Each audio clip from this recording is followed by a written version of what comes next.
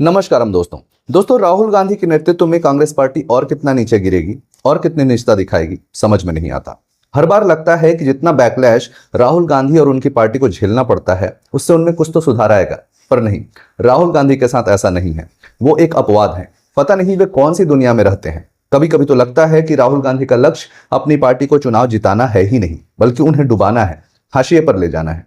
क्योंकि उनकी हरकतें, उनका स्टैंड हमेशा ऐसा ही होता है जो आम से आम आदमी को समझ में आता है कि गलत है। और जब आम आदमी भी यह समझने लगे कि यह व्यक्ति हमारे देश का, हमारा भला चाहता ही नहीं है, तो वह उसे चुनाव में वोट देगा ही क्यों।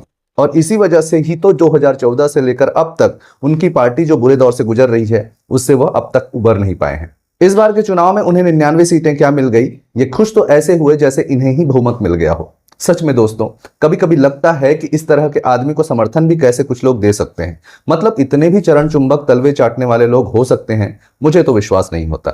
अगर आदमी हो उस लायक तो समझ में भी आता है, पर राहुल गांधी इतना इंपैक्ट लाते कहां से हैं, मुझे तो समझ में नहीं आता। हर बार देश को एक करने की जब जरूरत होती है, राहुल गांधी उसी मौके पर देश को तोड़ने, आम लोगों में पैनिक फैलाने का काम शुरू कर देते हैं। फॉल्ट लाइंस को कुरेदना शुरू कर देते हैं। चाहे जातिगत राजनीति की बात हो, पाकिस्तान के साथ हुए युद्ध की बात हो, धारा 370 हटाने की बात हो, अमेरिका के साथ हुई डील की बात हो, या फिलहाल में ईरान और इजराइल के साथ चल रही लड़ाई की बात हो। आप सबको पता ही है कि अभी इजराइल और अमेरिका ने ईरान के खिलाफ युद्ध छेड़ रखा है, जिसकी वजह से ईरान और मिडिल ईस्ट के अन्य देशों जैसे कतर, यूएई और सऊदी जैसे देशों से आने वाली तेल की खेपें रोक दी गई हैं, जिसकी वजह से दुनिया भर में तेल और गैस की किल्लत हो रही है। इस लड़ाई की वजह से कोई भी देश अपना माल कहीं भेज नहीं पा रही है, और इसके चलते दुनिया भर में तेल और गैस की कीमतों में भारी उछाल देखने को मिल रहा है।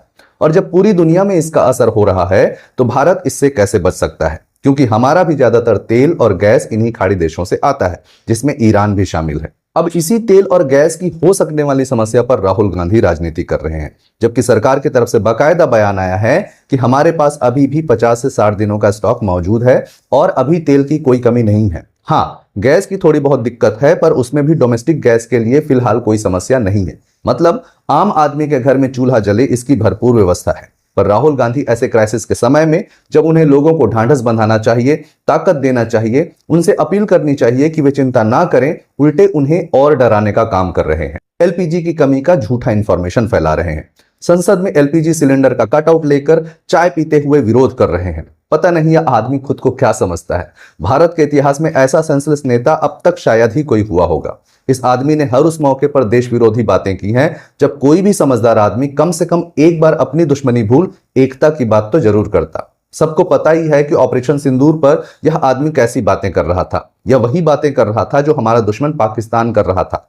जब लोग लड़ाई में साइकोलॉजिकल एज लेने की स्ट्रेटजी फॉलो करते हैं, यह आदमी उल्टे अपने ही देश के कितने जेट गिरे वाले बयान देकर सरकार को घेर रहा था। यह आदमी भारत में भी नेपाल, श्रीलंका, बांग्लादेश जैसी स्थिति पैदा करना चाहता है। यह बात तो लगभग अब साबित ही हो गई है।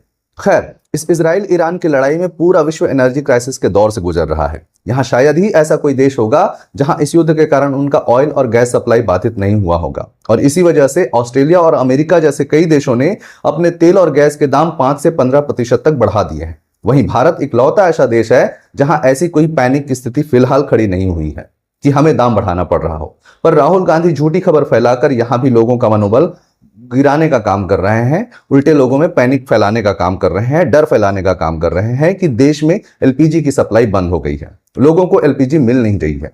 बल्कि ऐसी फिलहाल कोई भी स्थिति हमारे देश में नहीं है। हाँ, अगर युद्ध लंबा चले तो शायद हो सकती है, पर फिलहाल हमारे पास अभी इतना भंडार तो है कि आराम से हम कम 50 दिन तो और इसे झेल सकते हैं। और मजे की बात यह है कि भारत के लीडरशिप के अच्छे प्रयासों की वजह से रिपोर्ट्स बता रहे हैं कि मिडिल ईस्ट से इतने युद्ध के माहौल में भी तेल और गैस की कुछ खेपें भारत की ओर निकल पड़ी हैं, और 7 से 8 दिनों में वे भारत पहुंच भी जाएंगी। और पूरी दुनिया, खासकर बांग्लादेश, श्रीलंका जैसे देश भारत के ईरान से रिलेशन का फायदा उठाने की कोशिश भी कर रहे हैं।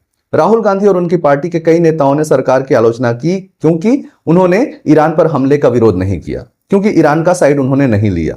पर क्या इससे कोई फर्क पड़ा? बिल्कुल नहीं। ना तो ईरान से हमारे संबंध बिगड़े और ना अमेरिका और इजराइल को हमारे उनसे तेल लेने से कोई दिक्कत आ रही है। और यह घटना बताती है कि हमारी विदेश नीति कितनी स्वतंत्र, कितनी ऑटोनॉमिक और कितनी बेहतरीन है। पर इन सब के बावजूद राहुल गांधी संसद के दूसरे बजट सत्र में इस क्राइसिस पर बोलने आते हैं और कहते हैं कि देश के लिए एनर्जी भंडार बहुत जरूरी होता है, जिसको सरकार ने सही तरीके से मैनेज नहीं किया। ऐसा बोलकर शायद वे बहुत ज्ञानी बनने की कोशिश कर रहे थे, पर जब सरकार इसी चीज को ध्यान में रखते हुए अपने एनर्जी ट्रेड को डाइवर्सिफाई करने की कोशिश कर रहा था, तब यही पीएम को कॉम्प्रोमाइज बता रहे थे, अमेरिका के सामने झुका बता रहे थे। और अगर ऐसा था तो अमेरिका हमें ईरान से तेल लेने ही क्यों दे रहा है? आप खुद ही सोचिए।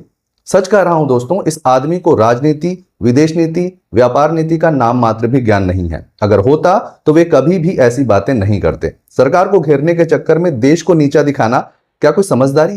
क्या यह कोई राजनीति? और इसी वजह से गृह मंत्री अमित शाह ने इनको जो हाल ही में संसद में रेला है वह देखने और सुनने लायक है। अमित शाह ने राहुल को डेटा के साथ एक्सपोज किया है कि यह आदमी सिर्फ और सिर्फ देश को अस्थिर करना चाहता है और एक्सपोज होने पर विक्टिम कार्ड खेलना जानता है। अरे भाई, एलपीजी की अगर थोड़ी बहुत क्राइसिस है भी तो इसे लेकर लोगों को डराकर आप करना क्या चाहते हो? आप चाहते हो कि सिविल वार ब्रेकआउट कर जाए, लोग सड़कों पर गैस के लिए मारामारी करें, सरकार के पुतले फूंके?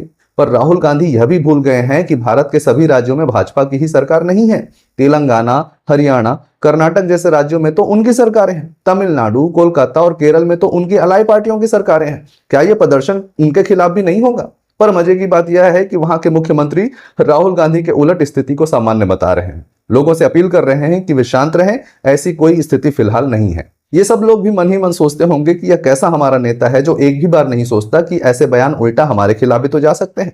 एलपीजी को लेकर सरकार ने यह बयान जारी किया है कि जो समस्या अभी हो रही है वह उपलब्धता की वजह से कम बल्कि ओवर बुकिंग की वजह से ज्यादा है। लोग ऐसे ही मिसलीडिंग इंफॉर्मेशन के चलते ओवर बुकिंग कर रहे हैं, इसलिए सप्लाई में थोड़ी देरी लोगों को हो रही है। और यही केओस की स्थिति तो नेता प्रतिपक्ष चाहते हैं कि हो भारत में। इनकी इन्हीं सब हरकतों की वजह से ही संबित पात्रा ने जो इन्हें मीर जाफर की उपाधि दी है ना, वह एकदम सही है। यह व्यक्ति सच में विदेशी प्रोपेगेंडा ही चलाने की कोशिश करता है जो अंततः भारत विरोधी ही होता है। अब पता नहीं आपने सुना है कि नहीं सुना है, दिल्ली यूनिवर्सिटी को लेकर भी इन्होंने एक फिर से बयान दिया है जो अपने आप में विभाजनकारी है। उनका बयान है कि दिल्ली यूनिवर्सिटी जाति देखकर छात्रों को पास या फेल करती है। अब आप ही सोचिए यह आदमी और कितना गिर सकता है। राहुल गांधी पर जितनी भी बात की जाए दोस्तों कम है। वो जब भी बोलते हैं खुद का गुड़ गोबर तो करते ही हैं, देश की एकता के लिए भी खतरा पैदा करते हैं। खैर, राहुल गांधी के ईरान इजराइल युद्ध और एलपीजी क्राइसिस पर जो स्टैंड है उसको लेकर आपके क्या विचार हैं? कमेंट कर जरूर बताइएगा। वीडियो अगर पसंद आया हो तो इसे लाइक और शेयर करना मत भूलिएगा। और हाँ, नए व्यूअर्स चैनल को प्लीज सब्सक्राइब कर लीजिएगा। तो मिलते हैं अगले वीडियो में दोस्तों, तब तक के लिए नमस्कारम, वंदे मातरम।